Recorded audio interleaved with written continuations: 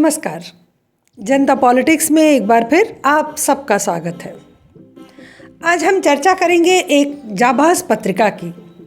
निसंदेह वो भारत की तो नहीं हो सकती।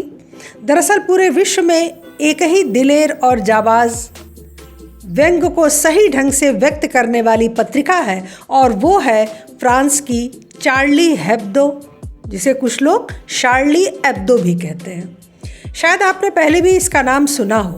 नहीं सुना है तो हम आज आपको इसके बारे में बताते हैं। शार्ली एब्दो पत्रिका सत्ता विरोधी व्यंग को छापने के लिए पूरे विश्व में जानी जाती है। ये पत्रिका लंबे समय से विवादों में रही क्योंकि यह कट्टर ईसाई, यहूदी और इस्लामिक मान्यताओं पर प्रहार करती है। 2010 में इस पत्रिका ने पैगंबर मोहम्मद पर एक कार्टून छापा। तब से उसकी टीम को लगातार धमकियां मिलनी शुरू हुई। 2011 में उसके दफ्तर में पेट्रोल बम से हमला हुआ, लेकिन फिर भी वो पत्रिका रुकी नहीं। उसके संपादक ने कहा कि जो भी कार्टून छापे जा रहे हैं वो अभिव्यक्ति की स्वतंत्रता के तहत छापे जा रहे हैं और हम इसे बंद नहीं करेंगे। 2012 में इस समाचार एजेंसी ने कहा कि हम फ्रांस के कानून के तहत अपना काम करते हैं, कुरान के कानून के तहत नहीं।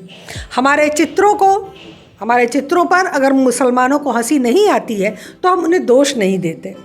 इसके बाद वर्ष 2015 में पुनः पैगंबर मोहम्मद पर विवादित कार्टून छापने के बाद 7 जनवरी 2015 को शार्ली एब्दो के ऑफिस में घुसकर जिहादियों ने गोलीबारी की और पत्रिका के एडिटर, कार्टूनिस्ट, स्तंभकार, केयरटेकर सहित कुल 12 लोगों की हत्या कर दी गई। 11 लोग इसमें घायल हो गए। इस आतंकी हमले के कारण फ्रांस 3 दिनों तक आतंक की आग में जलता रहा। कई लोगों की भी हत्या हुई, लेकिन फ्रांस की जनता ने भारी संख्या में सड़कों पर उतरकर इस पत्रिका का पूरा समर्थन किया और सभी ने मैं शार्ली हूँ का हैशटैग ट्रेंड किया, जिसके बाद पूरी दुनिया से उन्हें समर्थन मिला। कई राष्ट्रों के राष्ट्रपति और प्रधानमंत्री उस समर्थन में शामिल हुए और पुनः अब शार्ली एब्दो ने एक और बड़ा धमाका कर दिया है। जो काम अमेरिका व इजराइल मिलकर नहीं कर पा रहे थे वो काम इस पत्रिका ने कर दिया है। अभी कुछ दिन पूर्व उसने ईरान के सुप्रीम नेता अयातोल्ला अली खोमेनी का आपत्तिजनक कार्टून छाप दिया, लेकिन दुर्भाग्य यह है कि हम उस कार्टून को आपको दिखा भी नहीं सकते। जिसे वो छाप सकता है, छाप के बांटता है, ऐसी परमिशन हमें नहीं है। दरअसल कई बार उसके व्यंग इतने कड़वे और बोल्ड होते हैं कि उन्हें सार्वजनिक रूप से दिखाया भी नहीं जा सकता। यह पत्रिका हर बुधवार को छपती है, लेकिन लोगों को इसका इंतज़ार रहता है और अन्य देशों में खलबली रहती है कि इस बार किसकी बैंड बजेगी। एक तरफ तो 56 इस्लामी देश हैं और दूसरी तरफ 30-40 लोगों वाली ये पत्रिका। ये दोनों आमने सामने हैं। दोनों के बीच में एक अनकहा युद्ध चल रहा है। 2015 के बाद पत्रिका ने कोई बहुत बड़ा हंगामा नहीं किया था, बस जीसस के कुछ कार्टून बनाए थे। लेकिन जैसे ही पिछले दिनों ईरान में हिजाब विरोधी बवाल हुआ, उसके बाद पत्रिका ने हिजाब विरोधियों के समर्थन में ट्वीट करके लोगों से यह अपील की कि वो अली खोमेनी का कोई शरारती कार्टून बनाकर भेजें और जिनके कार्टून अच्छे होंगे उन्हें पत्रिका अपने अगले स्तंभ में जो है वो जगह देगी। और इसके तहत 300 लोगों ने कार्टून बनाकर भेजा, जिसमें से कुछ को पत्रिका ने, करीब 1 दर्जन कार्टून को पत्रिका ने अपनी उसमें छापा भी। इस सब के बाद ईरान भड़क गया और उसने फ्रांस को खुलेआम परिणाम भुगतने की धमकी दे डाली। लेकिन न तो ये फ्रांस के लिए कोई नई बात है, न पत्रिका के लिए। 2020 में भी पत्रिका ने तुर्की के राष्ट्रपति को अधरंगा दिखाया और ये दिखाया कि वो एक महिला का बुर्का उठा रहे हैं। इसे उसने कवर पेज पर छापा क्योंकि तुर्की इस बीच मुस्लिमों का खलीफा बन रहा था। इस पर तुर्की में बवाल मच गया। तुर्की के राष्ट्रपति ने आरोप लगाया कि पश्चिमी देश इस्लाम पर हमला करके एक बार फिर धर्मयुद्ध शुरू करना चाहते हैं। उन्होंने इसे घिनौना हमला बताया। इस बीच में अगले बुधवार को एक और कार्टून आया जिसमें राष्ट्रपति एर्दोगान अंडरपैंट पहनकर बियर पी रहे हैं और एक हिजाब पहने हुई महिला का स्कर्ट उठा रहे हैं। इस पर लिखा था, एर्दोगान प्राइवेट में काफ़ी फ़नी है। इसके बाद फ्रांस और निसंदेह तुर्की में इसके बाद बवाल हुआ और फ्रांस और शार्ली एब्दो से माफ़ी मांगने के लिए कहा गया, लेकिन न तो फ्रांस ने माफ़ी मांगी न पत्रिका ने।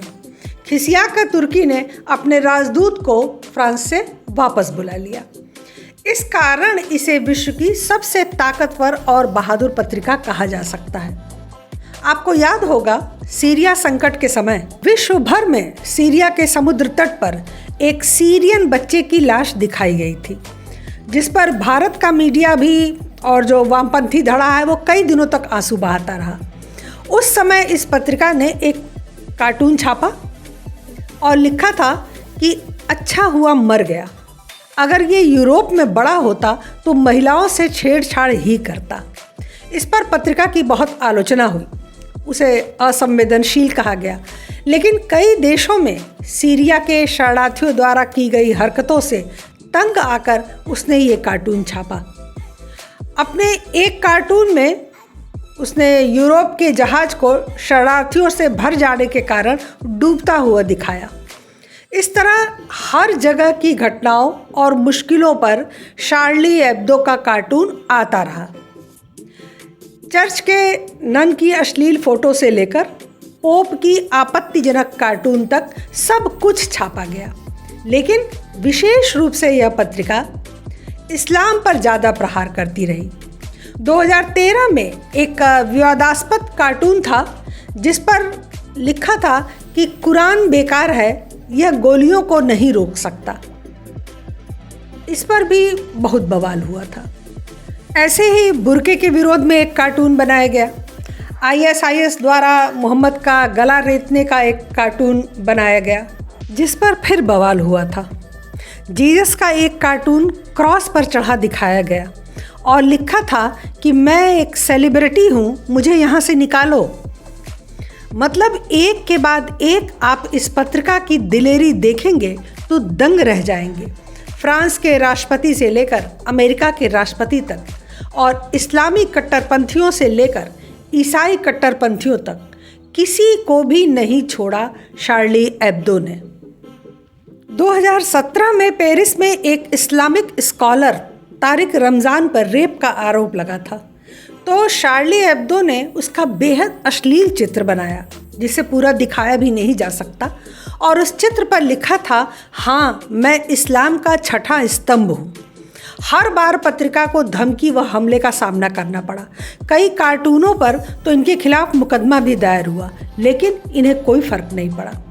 जब ट्यूनीशिया के चुनाव में कट्टर इस्लामिक दल जीता और वहाँ एक गिरजाघर को गिरा दिया गया था, तब पत्रिका ने एक ज़बरदस्त कार्टून बनाया और उसने अपनी पत्रिका का नाम बदलकर सरिया हेब्दो और पैगंबर मोहम्मद को इसका अतिथि संपादक बता दिया। संपादकी भी पैगंबर के नाम से ही छापी। इसमें पैगंबर के कई कार्टून थे, साथ में मुस्लिम महिलाओं का भी एक पेज था जिसका नाम दिया था मैडम सरिया। इस बार भी बहुत कड़ा विरोध हुआ और पेट्रोल बम से उनके दफ्तर पर हमला हुआ। ऐसा नहीं है कि शार्ली ने भारत को छोड़ दिया है। कोविड संकट के समय इस पत्रिका ने हिंदू देवी देवताओं पर व्यंग करते हुए एक कार्टून प्रकाशित किया गया था, जिसमें ऑक्सीजन के लिए तड़पते भारतीयों को ज़मीन पर लेटे हुए दिखाया गया और कार्टून के कैप्शन में लिखा था 33 मिलियन देवी देवता, पर एक भी ऑक्सीजन उत्पादन करने में सक्षम नहीं है। कुछ लोगों ने इसे अपमान कहा, कुछ लोगों ने अभिव्यक्ति की स्वतंत्रता कहा, लेकिन न विरोध हुआ न हमला, क्योंकि हम व्यंग का मतलब समझते हैं। और वैसे भी जो पत्रिका पूरे विश्व में हर देश के कमज़ोरियों या कमियों पर व्यंग करती रही है, उसके खिलाफ कुछ आवाज़ उठाने का कोई मतलब भी नहीं होता है। निसंदेह वो जेन्युइन है। इसलिए इन सब के बाद अब फिर पत्रिका ने ईरान से पंगा ले लिया है। ईरान ने फ्रांसीसी राजदूत को तलब किया और खरी खोटी सुनाई तथा माफ़ी मांगने व स्पष्टीकरण देने की बात कही। 15-16 दिन बीत गए हैं, लेकिन ईरान स्पष्टीकरण का इंतज़ार ही कर रहा है। जाहिर है न फ्रांस सरकार के कानों में जू रेंगेगी, न शार्ली एब्दो रुकने वाला है। आप सोचिए कि क्या दुनिया में कोई भी ऐसी पत्रकारिता करने की हिम्मत रख सकता है? सोचिए कि आतंकी हमलों में अपने दर्जनों साथियों को खोकर भी आज पत्रिका अपने स्टैंड पर डटी हुई है। शायद विश्व भर में यदि कोई बहादुरी का मेडल हो तो वो शार्ली एब्दो को ही मिलना चाहिए। ऐसे पत्रिका को, ऐसे संपादक को और उनके साथ काम करने वाले उनके साथियों को सैल्यूट। आज के लिए बस इतना ही। आशा है आपको ये एपिसोड अच्छा लगा होगा। हमारे चैनल को सब्सक्राइब करें, लाइक करें और सभी प्लेटफॉर्म पर शेयर करें। अपने विचार हमें कमेंट बॉक्स में ज़रूर बताया करें। तब तक के लिए धन्यवाद। नमस्कार।